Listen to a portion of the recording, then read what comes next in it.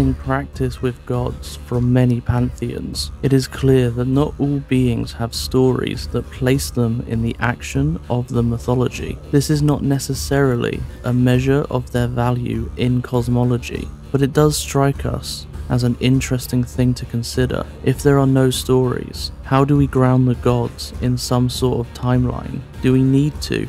We are not the ones to answer that, as we think stories that are told and collected are forever influenced by those who are telling them, as you have already seen and will see in the many translations of the Poetic Edda. All of this to say that the myths and stories of the Norns are sparse. They are usually only a few lines of text. From there, we can expand the meaning of their presence based on the context. But since different translations offer different possibilities, we may not be correct. With this said, here are 3 stories to get us started. Night fell on the place the Norns came, those who were to shape fate for the prince. They said the prince should be famous and that he'd be thought the best of warriors. They twisted very strongly the strange of fate in Brawland. They prepared the golden thread and fastened it in the middle of the moon's hall. East and west, they secured its ends. The prince should have all the land between. The kinswoman of Neri to the north through one fastening. She said she'd hold it forever. In the first part of the Poetic Edda, after the listing of the gods and the creation of the worlds, we come into the stories of significant people and battles. In this story, there is a war between groups because of not returning a dead body.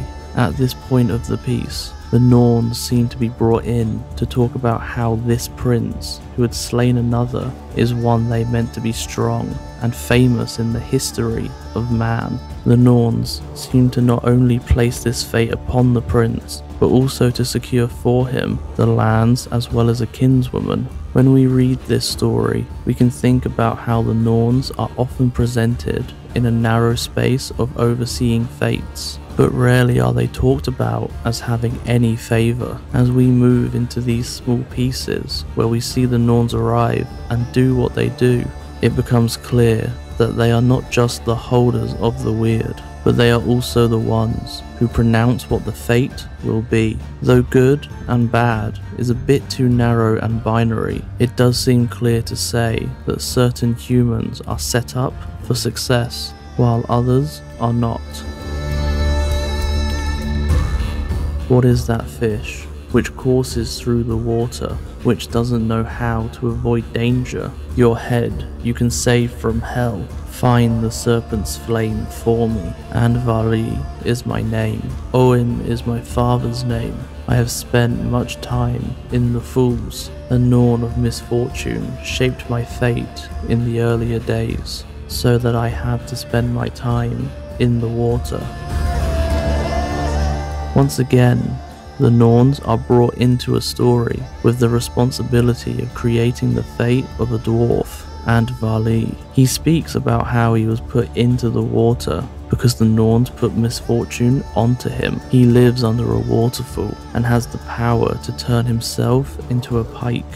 One of the things to consider is how this story brings to light that the Norns had a hand in the fates of not only men, but also dwarves. This is one of the places where the translations have a hand in shaping the Norns as much as the text does. While they might be the ones who dole out men's fates, this may not be the entirety of their abilities or responsibilities.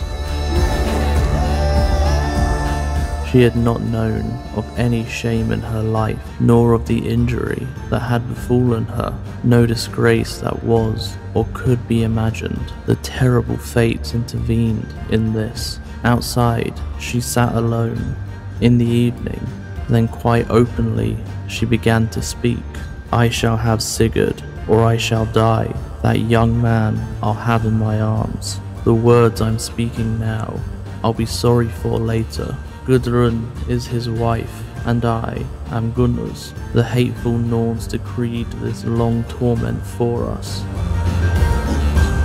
The Norns in this section are regarded as being terrible and hateful in their decisions, and the impact of those decisions on the lives of men. With this information in mind, we believe it is wise to consider how this is an everyday experience for many people. The anger when something goes wrong, or several things go wrong, is something we can all understand. When life begins to present awful challenges and worries, we have shaken our hands at the sky and wondered whom we had angered. It is easier to blame the unseen than to accept the present moment. There are often so many decisions and actions that lead to each moment that it can seem as though something bigger is at play. There are times when we want to blame something else, besides looking at our own participation in certain interactions and our place in their outcomes. Of course, this is not to say that there aren't bigger structures and powers in place that can impact our lives. Oppression,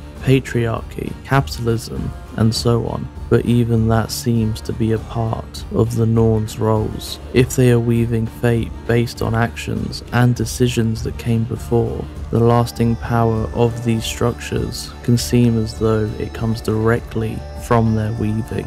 At first, that seems like a losing battle, this weave that has been strung together for generations. However, if threads have woven a tapestry that does not work, it also means the more threads of equity, justice, and interdependence we can weave now, the more we can shift the fates of tomorrow. These short extracts offer us a way to discover the Norns for ourselves. The stories offer us context. Always, translations offer us possibilities for how things were, but as with any retelling of any story, the storyteller has an impact on what arrives on the pages. Stories are starting points and roadmaps, but we still need to take the journey for ourselves. If you would like to go deeper and discover more about the Norns, then I recommend you start with our book, The Norns by Irazanya Moon, who also provided the words for this video. Thank you so much for watching. Subscribe for weekly content, and we'll see you next time.